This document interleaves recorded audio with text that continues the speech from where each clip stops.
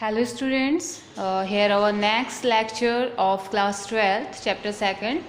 So last class में हमने पढ़ लिया था pollen pistil interaction के बारे में हमने पढ़ा था और उसके बाद हमने pollen pistil interaction में पढ़ा कि जो डिपोजिशन होता है pollen grains का स्टिग्मा में जब वो स्ट्राइक हो जाता है till the entry of pollen tube, तो उसी को हम क्या बोलते हैं, इनटू द ओव्यूल। इसी को हम पॉलन पिस्टल इंट्रैक्शन बोलते हैं। फिर रिकॉग्निशन होता है, कंपैटिबल पॉलन का रिकॉग्निशन होता है कि वो कंपैटिबल है या नहीं है। सेल्फ इनकम्पैटिबिलिटी हमने पढ़ी थी। इमैस्कुलेशन एंड बैगिंग हमने पढ़ा था। आर्टिफिशियल हाइब्रिडाइजेशन भी इसे कहा जाता है। तो इमैस्कुलेशन एंड बैगिंग में हमने पढ़ा था कि हम स्टेमेन या एंथर को निकाल देते हैं या उसे हम किल कर देते हैं विदाउट हार्मिंग फीमेल पार्ट। ये बाइसेक्सुअल फ्लावर में ही हो सकता है। फिर मेल और फीमेल पार्ट अगर सेम फ्लावर में हमें दिख रहे हैं, इट मीन्स कि बाइसेक्सुअल फ्लावर है, तो हम उसमें से क्या कर देंगे, बाइसेक्सुअल फ्लावर मीन्स एक ही फ्लावर में मेल और फीमेल गैमेट्स का प्रेजेंट होना या मेल और फीमेल रिप्रोडक्टिव पार्ट का प्रेजेंट होना बाइसेक्सुअल फ्लावर हमारा हो गया।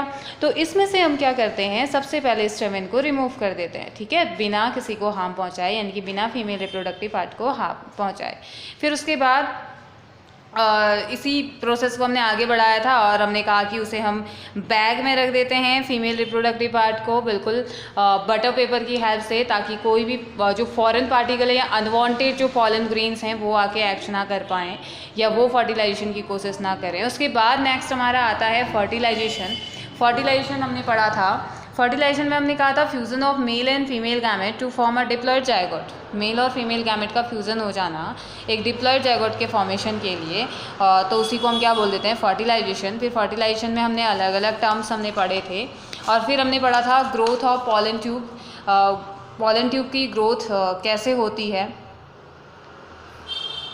और फिर entry of pollen tube into ovule, कैसे ओव्यूल की एंट्री होती है, ओव्यूल में पॉलन ट्यूब की एंट्री कैसे होती है वो हमने पढ़ा था। कल हमने सारा कुछ डिस्कस कर लिया है इसमें, तो आज मैं आपको दोबारा से नहीं डिस्कस कर रही हूँ, मैं सिर्फ आपको बता रही हूँ कि हमने क्या क्या पढ़ लिया है।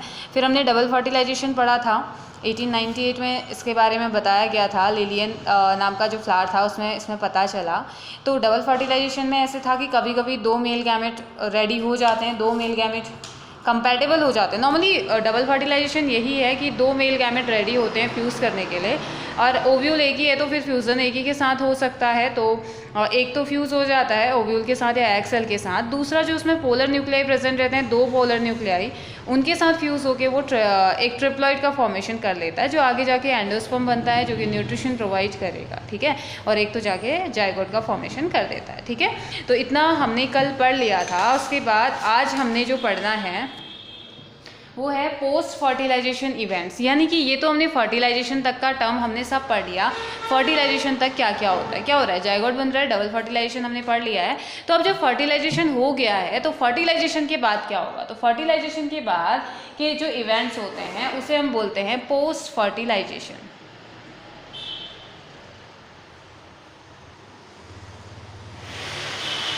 पोस्ट फर्टिलाइजेशन,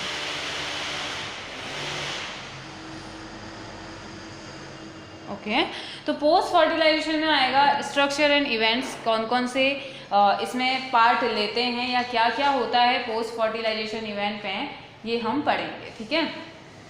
तो सबसे पहले इसमें होता क्या क्या है, कौन कौन से ऐसे पार्ट्स हैं जो कि पोस्ट फर्टिलाइजेशन में आते हैं, या कौन कौन क्या क्या हमने पढ़ना होगा। तो ये इंक्लूड करता है डेवलपमेंट ऑफ एंडोस्पर्म, इसमें हम पढ़ेंगे development of endosperm first, second embryo का भी हम पढ़ेंगे, and embryo, development of endosperm and embryo के बारे में हम पढ़ेंगे। मैचुरेशन ऑफ ओव्यूल,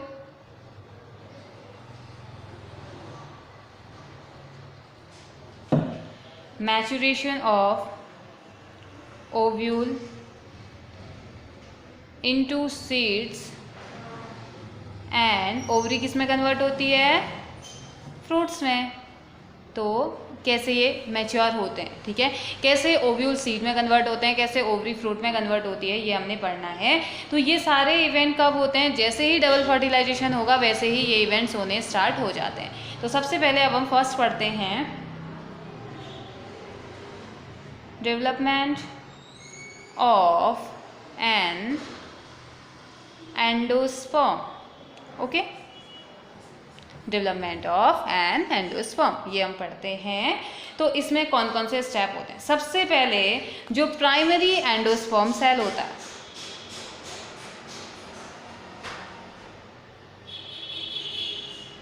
सबसे पहले जो प्राइमरी एंडोस्पर्म सेल है वो क्या करता है, डिवाइड होना स्टार्ट करता है, ठीक है, रिपीटेड डिवीजन ये करता है, डिवाइड होगा और फॉर्मेशन करता है एक divide and form a triploid endosperm tissue, triploid endosperm tissue, ठीक है। ये डिवाइड होगा कौन, प्राइमरी एंडोस्पर्म सेल जो कि पहले बन चुका है वो डिवाइड होगा और फॉर्म करता है एक ट्रिप्लॉइड एंडोस्पर्म टिश्यू, ठीक है। और जो सेल है इस टिश्यू में प्रेजेंट जो सेल है, the cell of this tissue या the cells of this tissue ये फिल्ड रहते हैं रिजर्व फूड मटेरियल से, ठीक है। एंड शायद इतना लिखने की ज़रूरत मुझे नहीं है, इसमें जो सेल्स होते हैं इसमें ये रिजर्व फूड मटेरियल्स प्रेजेंट रहते हैं, ठीक है। रिजर्व फूड मटेरियल्स में प्रेजेंट रहते हैं जो कि डेवलपिंग एम्ब्रियो के लिए बहुत ज़्यादा ज़रूरी होते हैं। किसके लिए ज़रूरी है, डेवलपिंग एम्ब्रियो के लिए, जो कि आगे जाके एक नए प्लांट में कन्वर्ट होने वाला है, उसके लिए ये बहुत ज़्यादा ज़रूरी होते हैं, ठीक है। दूसरा काम क्या होता है, पहला काम तो ये, दूसरा जो प्राइमरी एंडोस्पर्मिक टिश्यू है वो फ्री न्यूक्लियर डिवीजन करता है, सक्सेसिव फ्री, यही प्राइमरी, एक बार तो ये कर दिया, दोबारा यही प्राइमरी एंडोस्पर्मिक सेल या टिश्यू जो होता है ये क्या करता है, सक्सेसिव फ्री न्यूक्लियर डिवीजन करता है, free nuclear division, free nuclear division करता है ताकि फ्री न्यूक्लियाई दे दे, ठीक है। क्यों करता है, ताकि फ्री न्यूक्लियाई इसमें मिल जाए और इस स्टेज को हम क्या बोलते हैं, फ्री न्यूक्लियर एंडोस्पर्म। तो दिस स्टेज इज नोन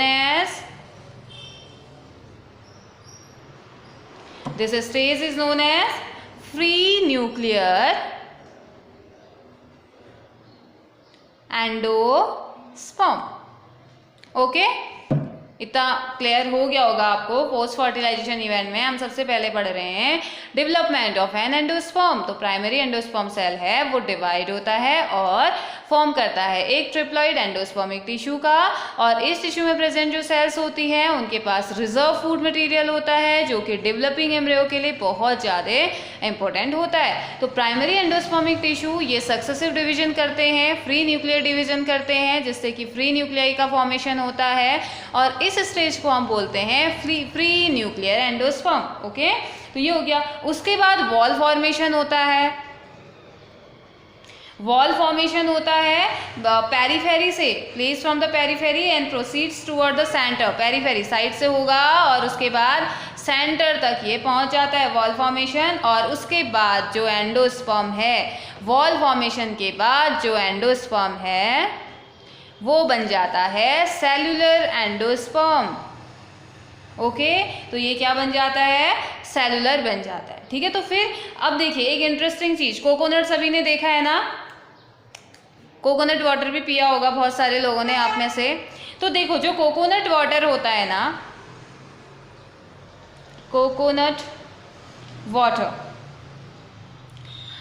किससे मिलता है, जो कच्चा या टेंडर जो कोकोनट होता है उसी से तो मिलता है ना। कोकोनट वाटर सूखे वाले से तो नहीं मीन्स कि जो बिल्कुल ड्राई हो जाता है उसमें तो फिर कुछ नहीं दिखता है, लेकिन बहुत सारे कोकोनट ऐसे होते हैं जिसमें कि आपको वाटरी फॉर्म दिखता है, वाटरी लिक्विड फॉर्म में आपको अंदर उससे मिलता है, या लिक्विड उसमें होता है, वाटर उसमें होता है, कोकोनट वाटर उसे हम बोलते हैं। तो टेंडर कोकोनट उसे बोला जाता है। ये कुछ नहीं है, ये जो कोकोनट वाटर होता है किसी भी टेंडर कोकोनट में, वो कुछ नहीं है लेकिन है क्या, फ्री न्यूक्लियर एंडोस्पर्म, है ना इंटरेस्टिंग।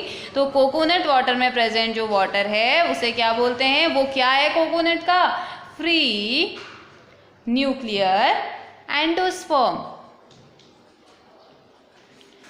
जो कि 1000 ऑफ न्यूक्लियाई से मिलके बना हुआ रहता है, ठीक है। 1000 ऑफ न्यूक्लियाई होते हैं उस वाटर में, फ्री न्यूक्लियर एंडोस्पर्म में, कोकोनट वाटर में। और जो वाइट पार्ट में घिरा हुआ रहता है, जो वाइट पार्ट होता है, white part of coconut, white kernel भी से हम बोलते हैं, तो इसे क्या बोलते हैं, ये सेल्यूलर एंडोस्पर्म होता है, cellular endosperm.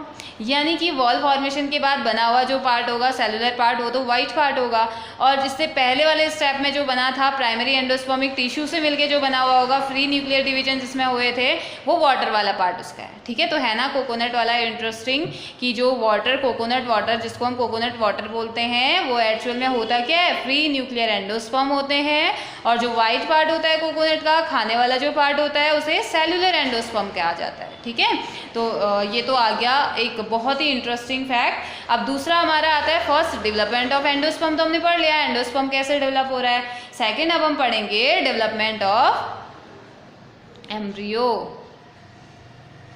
Of an embryo, okay.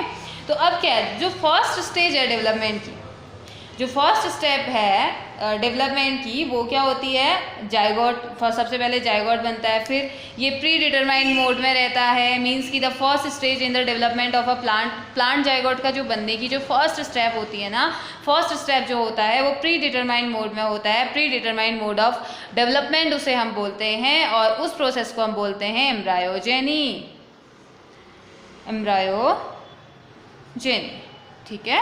कब, प्री डिटरमाइंड मोड,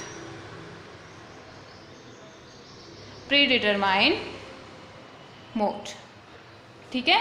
ये क्या करता है, ये एक ऑर्गेनाइज मास का एक सेल होता है, ऑर्गेनाइज मास ऑफ सेल या मास ऑफ सेल होता है, मास ऑफ सेल, जिसे कि हम क्या बोल देते हैं, एम्ब्रियो।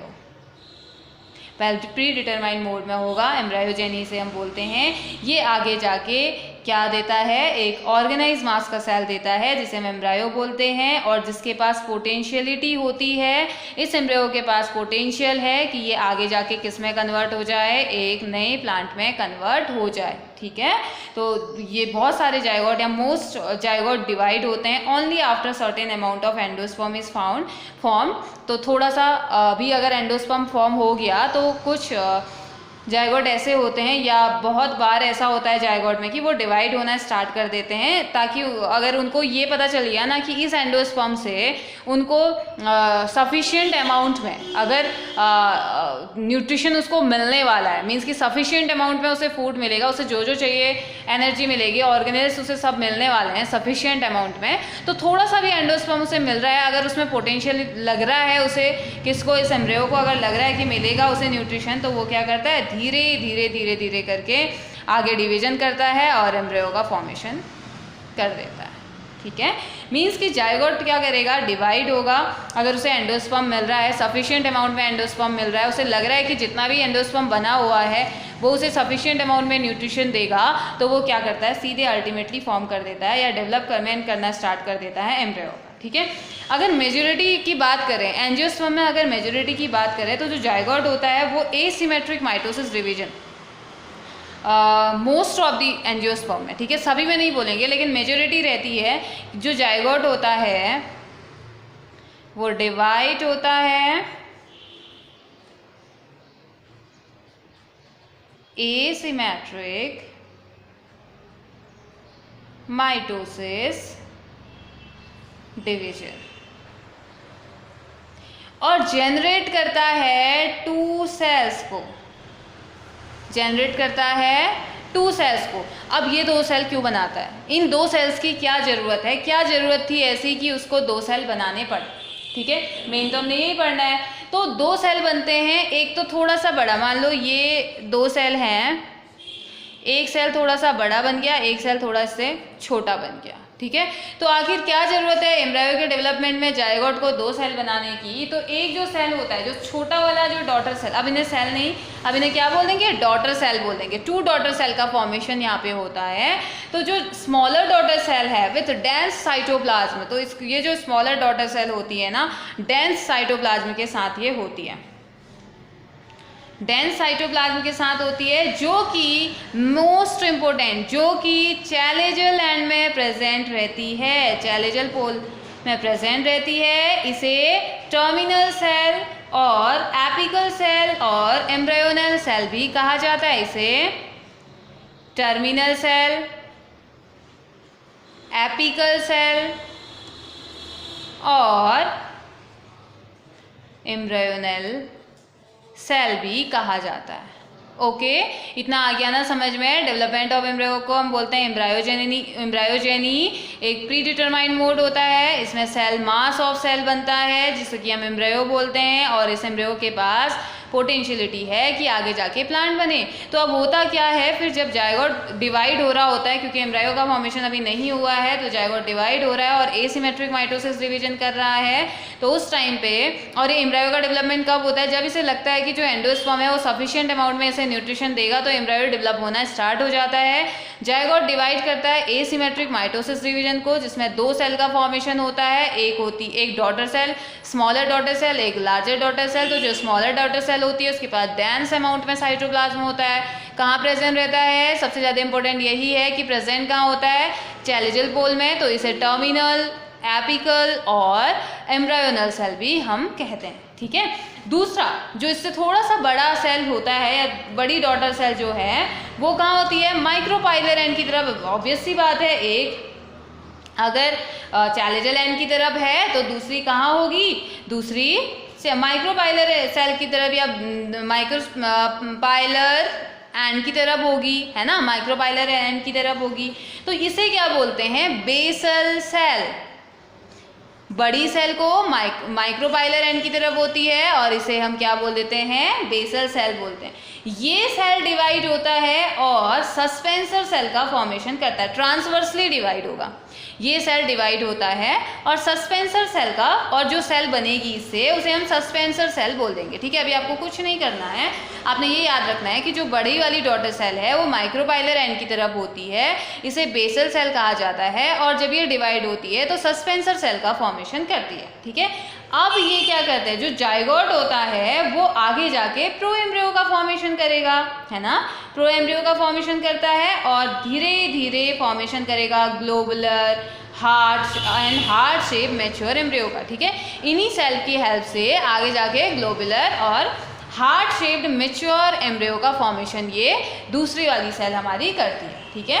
अब द सीड डिफर ग्रेटली। अब हमें पता है कि सीड अलग अलग होते हैं, ग्रेटली डिफर करते हैं अर्ली स्टेज में। ठीक है। एम्ब्रायो फॉर्मेशन के या एम्ब्रायो डेवलपमेंट के अर्ली स्टेज में अलग अलग टाइप के दिखाई देते हैं। तो कभी कभी हमें ये मोनोकॉट और डाइकॉट में भी सिमिलर टाइप के ही हमें नज़र आते हैं। तो अब हम पढ़ेंगे इसमें क्या, ये आ गया ना आपको समझ में? 2 टाइप डेवलपमेंट ऑफ एम्ब्रियो में एम्ब्रियो का फॉर्मेशन कैसे होता है? जायगोट डिवाइड करता है, एसिमेट्रिकल माइटोसिस डिवीजन करता है, 2 सेल का फॉर्मेशन होता है। छोटी वाली अब आप बोलोगे कि इस छोटी वाली का क्या काम था फिर, जब इससे ही बनना था तो इसलिए क्यों बनी? साइटोप्लाज्म में क्या होगा फिर? इसके डेंस अमाउंट में साइटोप्लाज्म होगा तो न्यूट्रिशन होगा ना, न्यूट्रिशन प्रोवाइड करने का काम ये करेगा। ठीक है। और जो बड़ी वाली होगी वो आगे जाके एक नए एम्ब्रियो का फॉर्मेशन ये करेगी। ठीक है। तो नेक्स्ट टॉपिक जो हमारा है, इसके बाद हम पढ़ेंगे structure of dicot embryo. Dicot और मोनोकॉट आप 9th क्लास से पढ़ते हुए आ रहे हो डाइकॉट एंड मोनोकॉट के बारे में। तो अभी हमने पढ़ना है स्ट्रक्चर ऑफ डाइकॉट एम्ब्रियो। ठीक है।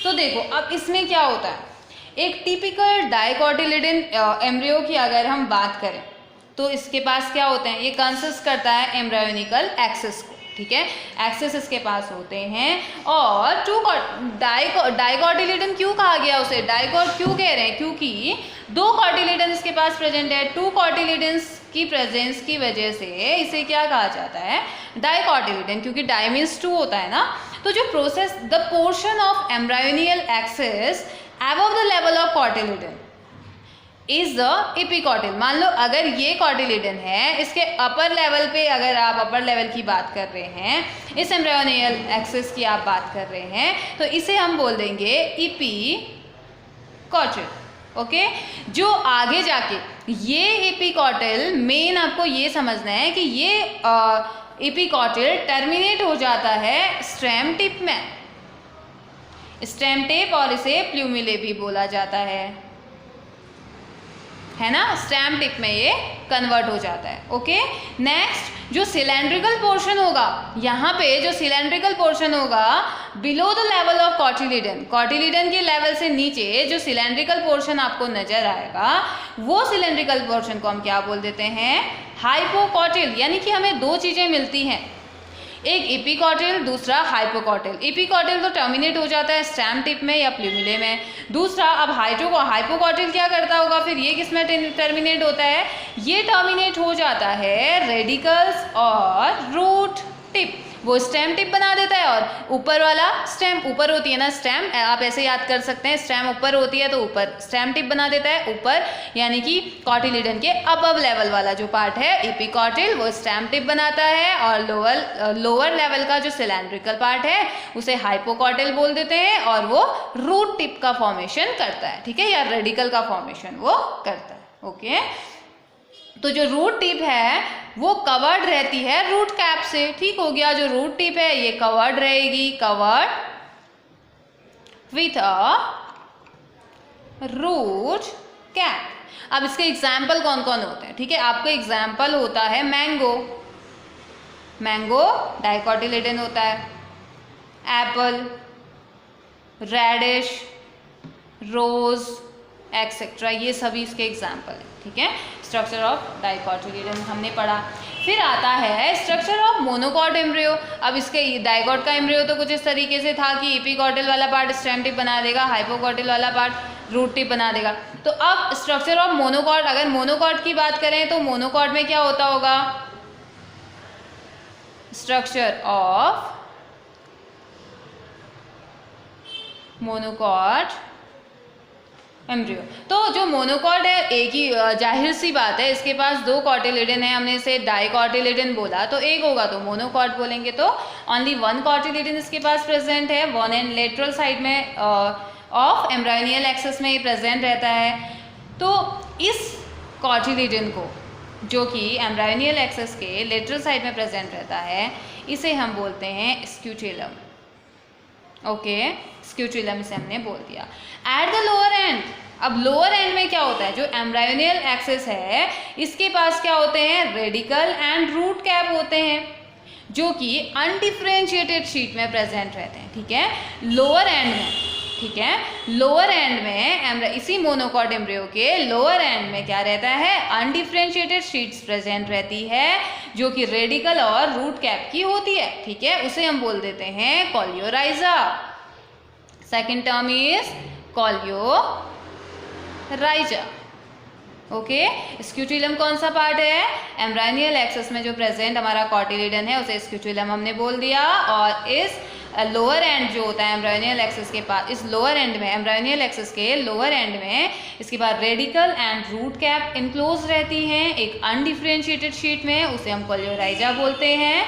और एम्ब्रायोनियल एक्सेस का अबव लेवल जो होता है, जो इसके स्क्यूटेलम के अटैचमेंट से ऊपर वाला जो लेवल होता है ना, उसे हम क्या बोल देते हैं, एपिकॉटिल। ऊपर वाले पार्ट को हमेशा एपिकॉटिल बोलेंगे, भले आप उसे डाइकोट की बात करो या मोनोकॉट की बात करो, ठीक है। तो ये हो गया। तो जो एपिकॉटिल है ना, इसके पास शूट एपेक्स होता है, इसके पास क्या होता है, शूट एपेक्स होता है, and a few leaf primordia, कुछ लीफ प्रिमोर्डिया होते हैं जो कि हॉलो फॉलिकुलर स्ट्रक्चर बनाते हैं, या हॉलो फॉलिकुलर स्ट्रक्चर में ये होते हैं, जिनको कैलियोप्टाइल बोलते हैं, ठीक है, क्या बोल देते हैं, कैलियोप्टाइल।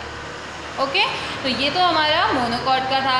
अब मेन आता है इसका एग्जाम्पल, इसमें भी कुछ नहीं है, बहुत ईजी है, आपने 2-3 टर्म याद करने हैं। कौन से? जो मोनोकॉट है वो एक ही कॉटिलिडन इसके पास होता है और लेटरल साइड एम्ब्रायोनियल एक्सिस के लेटरल साइड में प्रेजेंट होता है, और इस सिंगल कॉटिलिडन को हम स्क्यूटिलम बोलते हैं। और लोअर एंड में एम्ब्रायोनियल एक्सिस के पास क्या होता है, नीचे वाले एंड में एक रेडिकल और रूट कैप होती है जो कि अनडिफ्रेंशिएटेड शीट में प्रेजेंट रहती है, इनक्लोज रहती है, जिसे कॉलियोराइजाम बोलते हैं। और जो एम्ब्रायोनियल एक्सिस के अबव वाला जो लेवल है अटैचमेंट का स्क्यूटिलम के, उसे हम एपिकॉटिल बोल देते हैं। ठीक है, आपको इतने टर्म याद रखने हैं और एग्जाम्पल मेनली आपने याद रखना है।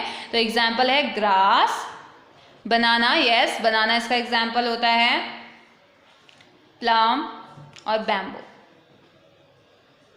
एक्सेट्रा, ये इसके एग्जाम्पल है। ठीक है, मेन आपको एग्जाम्पल इसके कौन कौन थे, मैंगो, एप्पल, रेडिश, रोज एक्सेट्रा, इसके ग्रास, बनाना, पाम और बैम्बू इसके एग्जाम्पल है। ठीक है, तो अब ये तो आपने पढ़ लिया, मोनोकॉट भी पढ़ लिया, डाइकॉट भी पढ़ लिया। अब हमने पढ़ना है डेवलपमेंट ऑफ अ सीड। ये ना छोटे छोटे, बहुत बड़े टॉपिक नहीं है, छोटे छोटे, ये हम पोस्ट फर्टिलाइजेशन के अंदर पढ़ रहे हैं कौन कौन से इवेंट आते हैं। ठीक है, तो छोटे छोटे टर्म्स है, बहुत ज़्यादा टफ नहीं है, छोटे छोटे से हैं, तो ईजी होगा आपको ये लर्न करने में। तो फर्स्ट है, अब हम नेक्स्ट पढ़ेंगे development of a seed. Seed का डेवलपमेंट कैसे होता है ये हमने पढ़ना है। ठीक है, अब डबल फर्टिलाइजेशन हो गया। डबल फर्टिलाइजेशन ट्रिगर करता है transformation of ovule into a seed. Double fertilisation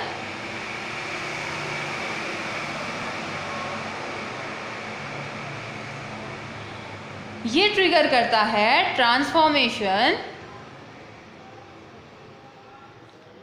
of ovule into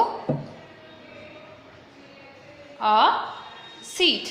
ठीक है, और seed are formed inside the fruit. हमें पता है सीड कहाँ होते हैं, इनसाइड द फ्रूट, है ना, बाहर तो नहीं होते हैं सीड। हमेशा आपने फ्रूट के अंदर ही देखा होगा कोई भी सीड, किसी भी फ्रूट का। तो अब स्ट्रक्चर की बात करते हैं। ठीक है, स्ट्रक्चर ऑफ अ सीड। चलो देखो, अब एक टिपिकल सीड कंसिस्ट करता है सीड कोट। अगर कोई सीड है, एक टिपिकल सीड है, तो उसके पास क्या होगा, सीड कोट होगा, कॉटिलिडन होगा। ऑब्वियस सी बात है, कॉटिलिडन, भले आप मोनोकॉट की बात करो, आप डाइकॉट की बात करो, और ऑब्वियस सी बात है एक एम्ब्रायोनियल एक्सिस भी होगा ही होगा। यही पढ़ते हुए तो आ रहे हैं ना, मोनोकॉट डाइकॉट में यही तो हमने पढ़ा। तो अब ये सीड कोट क्या करता है, the seed coat is often double layered form by the integuments. तो एनवेलप टाइप से फोल्ड इसके रहते हैं, तो जो सीड कोट होता है डबल फोल्ड इसमें रहती है, डबल फोल्ड में एक कवर रहता है, तो 2 फोल्ड इसमें होती है।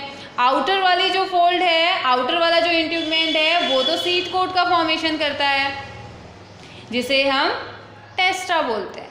ठीक है, सीड के पास क्या क्या होता है, एक सीड कोट होगा, एक कॉटिलिडन होगा, एक एम्ब्रायोनियल एक्सिस। अब सीड कोट जो होता है ये भी डबल लेयर होता है, मीन्स कि सीड कोट में डबल लेयर होती है। आउटर वाला तो सीड कोट हो गया ना, जो कि हार्ड होगा। आउटर वाले पार्ट वैसे भी हार्ड ही होते हैं, ताकि प्रोटेक्शन के लिए नॉर्मली यूज़ होते हैं ना, तो ये हार्ड हो गया। ठीक है, और जो इनर वाला इंट्यूगमेंट है वो इनर सीड कोट का फॉर्मेशन करता है, एक आउटर होगा और एक इनर होगा। ठीक है, इनर सीड इंट्यूगमेंट का फॉर्मेशन ये करता है। तो अब इसमें जो कॉटिलिडन होते हैं, ये तो हमने सीड कोट की बात करी, अब जो कॉटिलिडन होते हैं या एम्ब्रियोनिक सैक जो होते हैं, ये जनरली थिक और फूले हुए पार्ट होते हैं, जिनके पास कि फूड मटेरियल प्रेजेंट रहता है। ठीक है, फूला हुआ पार्ट, थिक पार्ट, जिसमें रिजर्व फूड मटेरियल्स प्रेजेंट रहते हैं।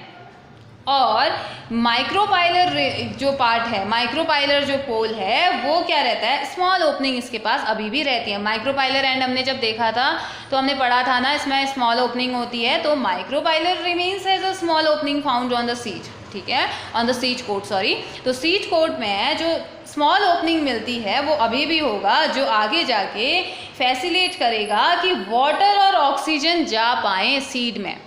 माइक्रोपाइलर एंड के ओपन होने का रीज़न, अभी तक भी ओपन होने का रीज़न यही है कि ऑक्सीजन और वाटर वो एंटर करवा सके।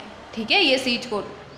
उसके बाद जैसे जैसे सीड मैच्योर होता जाएगा, सीड जैसे जैसे मैच्योर हो रहा है, मैच्योरिटी की तरफ आगे बढ़ रहा है, धीरे धीरे इसमें से वाटर कंटेंट कम होता जाता है, ठीक है, और ये रिलेटिवली ड्राई बन जाता है, 10 से 15% ही मॉइस्चर इसमें रह जाता है, ठीक है। ये फिर अब यहाँ पे जो हाइलम इसमें होता है ये मार्क करता है point of attachment to the stalk को इसमें, और कभी कभी क्या होता है ना, यहाँ पे सीड तो बन गया और 10 से 15% मैच्योर हो गया और 10 से 15% ही इसमें वाटर है।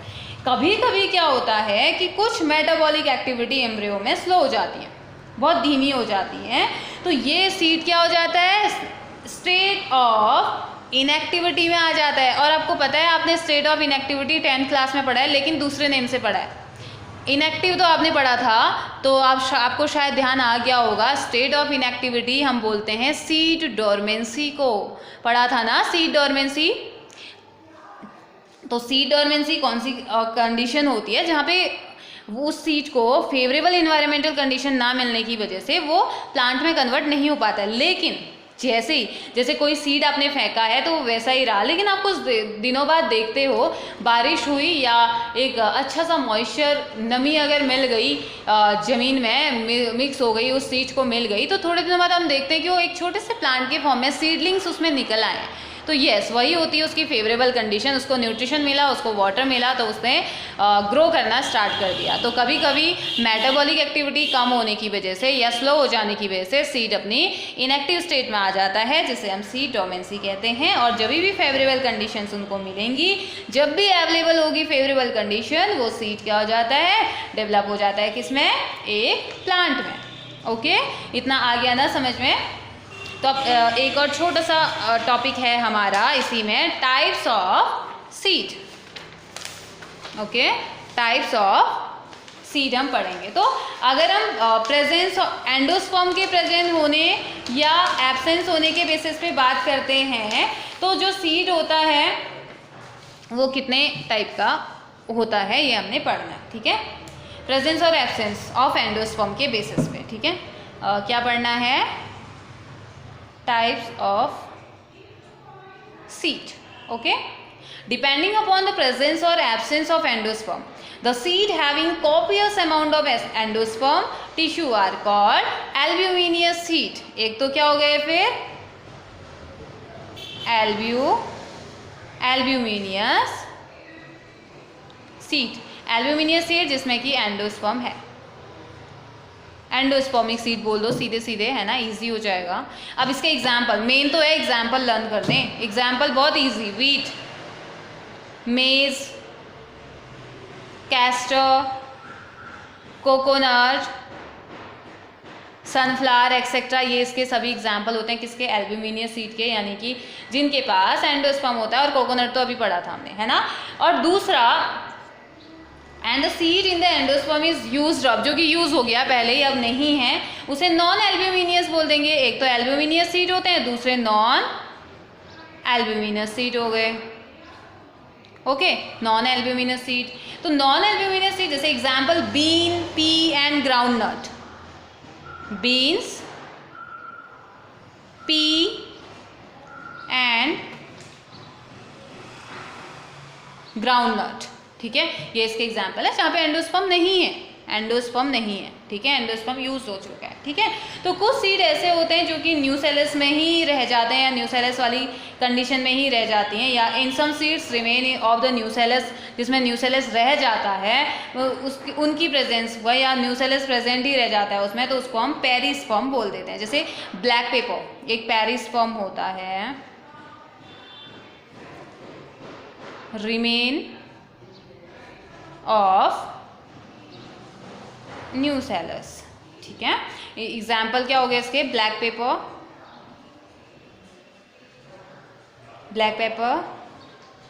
And beet, black pepper and beet इसके एग्जाम्पल, ठीक है। और जो मोनोकॉट और डाइकॉट सीड होते हैं, हमें पता ही है उनका नेम नंबर ऑफ कॉटिलिडन के बेसिस पे दे रखा है, तो मोनोकॉटिक सीड और डाइकॉटिक सीड हो गया, ठीक है। तो एक चीज़ और पढ़ते हैं, चलो मैं आपको बता ही देती हूँ मोनोकॉट और डाइकॉट में डिफरेंस क्या होता है। वैसे तो आप लोगों को सबको आता है डिफरेंस, तो मैं बताती हूँ। मोनोकॉट में क्या होता है, मोनोकॉट, डाइकॉट, ठीक है। ठीक है, एक ही कॉटिलीडन होगा, टू कॉटिलीडन होंगे, है ना। रिजर्व फूड मटेरियल एंडोस्पर्म के अंदर होता है। मोनोकॉट में रिजर्व फूड मटेरियल एंडोस्पर्म में होता है, इनसाइड द एंडोस्पर्म, ओके। और इसमें रिजर्व फूड मटेरियल या तो आइदर इन कॉटिलीडन, या तो कॉटिलीडन में ही होगा, या इनसाइड द एंडोस्पर्म, कुछ भी हो सकता है, ठीक है। एंडोस्पर्म में भी हो सकता है, कॉटिलीडन में भी हो सकता है, ठीक है। और एम्ब्रायनियल एक्सेस डिफरेंशिएट हमने पढ़ लिया है। एम्ब्रायनियल एक्सेस जो होते हैं वो डिफरेंशिएट होते हैं रेडिकल एंड प्लूमिले में। रेडिकल जो होते हैं प्रोटेक्टेड रहते हैं किससे, एक सीड के थ्रू प्रोटेक्टेड रहते हैं, जिसे कैलियोप्टाइल बोलते हैं। और इसमें एम्ब्रायनियल एक्सेस जो होता है डिफरेंशिएट रहता है radicle plumule which are not protected by any seed, जिनको प्रोटेक्शन की जरूरत नहीं होती है, ठीक है। और इसमें हाँ, तो यही हमने पढ़ा, वन कॉटिलीडन, इसमें two cotyledon, reserve food material endosperm में होता है, इसमें या एंडोस्पर्म में होगा या कॉटिलीडन में होगा। ये डिवाइड होता है रेडिकल प्लूमिले में, और एक प्रोटेक्टिव सीट होती है, ये भी डिवाइड तो होता है, लेकिन प्रोटेक्टिव सीट इसमें नहीं होती है, ठीक है। तो इतना हमने पढ़ लिया है। तो ये एक डायग्राम आप देखिए, ये कॉटिलीडन होते हैं, ये माइक्रोपाइलर एंड है, ये सीट कोट है, ये एंडोस्पर्म है, ये कॉटिलीडन है, बीन शेप का हमें नज़र आ रहा है। दूसरा कैस्टर का है, ये डाइकॉट का आपको दिख रहा है। ये नीचे वाला पार्ट क्या हो जाएगा, हाइपोकॉटिलीडन, रूट एक्सेस, और ये शूट एपिकल मेरिस्टम, और ये रूट टिप, ठीक है। तो ये कुछ ये एक डायग्राम आपको मैंने दिखाया सीट का, ठीक है।